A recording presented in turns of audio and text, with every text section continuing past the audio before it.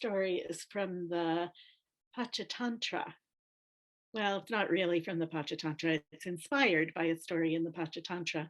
And after I was inspired for this story, I found it again in a collection of stories from Kenya. And then I found it again in some stories from the southern part of Egypt. So I just want to say that as far as I know, it's inspired by a story from the Pachatantra. There was a wise woman who lived in a village raising her son by herself. Now, you would know she was a wise woman if you had stepped into her house. The moment you walked in the door, oh, the smell of the sharp, medicine-y herbs that were hanging from her rafters. Oh, but wait, there were flowers up here as well. Oh, and she was such a good cook. There was always something bubbling on the back of the stove. People came from all over the village to gather in her cottage. And she liked that because they helped with that baby. And as he grew older into a little boy, he made friends easily and he played with the other families in the village. And I think she would have agreed with some folks we know who would say it takes a village to raise a child. But this boy was so well raised and getting just to that age where he knew everything. I'm sure that all of you have met young men, or perhaps even been them yourself, who absolutely know everything. And at that time, if you were to call their mother a wise woman, they certainly would not agree with you. What does she know? How could she possibly know any better than what I know? And that was exactly the age that her son was.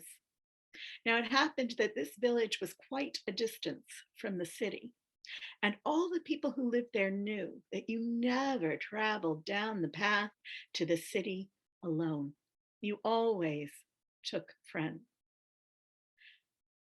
But this particular day, the young man's friends had all gone ahead. And he had to, who knows, finish chores, finish his schoolwork, do something that was so unimportant. And by the time he was finished, his friends had gone.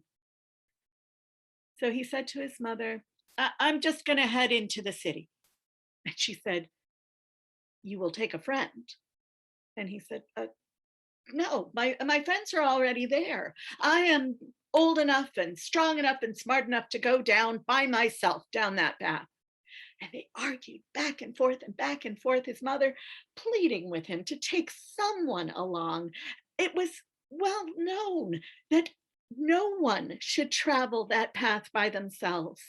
And the young man continued to refuse until at last, in desperation, the woman looked around amongst the little critters that she sometimes kept in order that they might be useful for medicine or a potion, and she found a little crab. And she tucked it into the boy's sack as he was leaving. Well, he was so delighted to be walking down the path, doing it on his own. What does his mother know? Wise woman indeed. She is so silly. And after a while, he thought, I wonder what she packed me for lunch. And he looked into his sack, and the little crab was right there. Picked it up and he said, oh, she couldn't send me alone. Well, I might as well tuck you into the outside pocket here. Ah, rice and, ooh, my favorite chicken wrap. And he looked around and he saw a tree. He sat down under the tree to eat his feast. And when he had finished his lunch and put everything back in the bag, he realized, oh my goodness, now that I've been walking and eating, it's not very late in the day yet. I think I'll just take a little nap. And so he stretched out under the tree and took a nap. And while he was sleeping, out from the roots of that tree came an enormous black and silver snake. Now, when I say enormous, I don't just mean it was 6 feet long. This one staggered the imagination. 7, 8, 12, 15 feet from head to tail. But somehow, as the little crab watched from the bag, it was able to curl and curl and curl itself inside that sack. The crab didn't know what to do. He just sort of shook and thought. And just then the boy woke up. He put the sack on his back, feeling a little heavier now, and started further down the path on his way to the city. The crab kept poking around, trying to see what that enormous snake might do. And sure enough, both the crab and the young man heard music.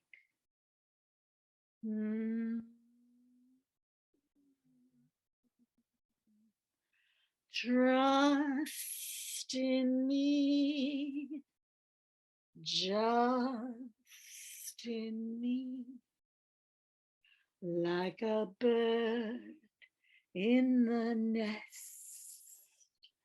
Just relax, take a rest. Now, if I sang any more of that, I'd have to pay the mouse. But the young man, he was transfixed, looking at that snake as it swayed and sang, getting higher and higher. And then that huge head pulled back as though to strike, and from out of the bag leapt the crab,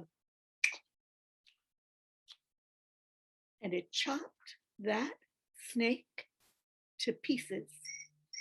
The head fell right at the foot of the young man. What? What? And then he looked at the crab. You saved me! Oh, I can't wait to tell my friends.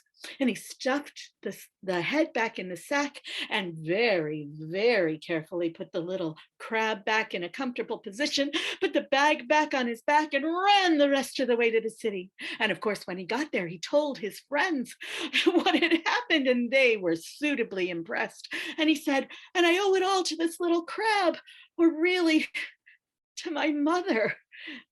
My mother. She truly is a wise woman. And they say that from that point on, that young man, he always took a little crab or a friend along with him whenever he went down the path from the village to the city and many other places as well. And if his mother wasn't anywhere around, he could even be heard to say that she was a very wise woman.